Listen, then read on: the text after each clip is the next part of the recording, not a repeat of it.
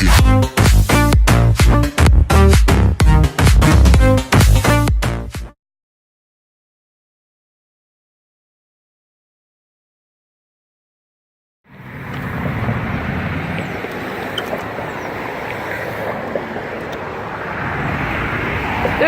There's some bulldog buttons over there, and there's also an Econolite button over there too. These buttons are very old looking.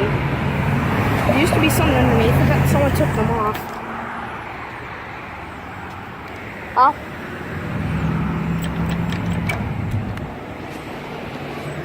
These buttons are really squishy to push on. My thumb is the only strong enough piece to open. There's the railroad crossing over here, but that's not really the important thing. Look at that. You can see the back of this. The wiring's a little bit out. Is that button gonna work or something? This one is not. That's it.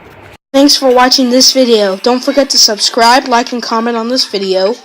And make sure to subscribe and you'll be able to see more of my videos. See you next time, everybody.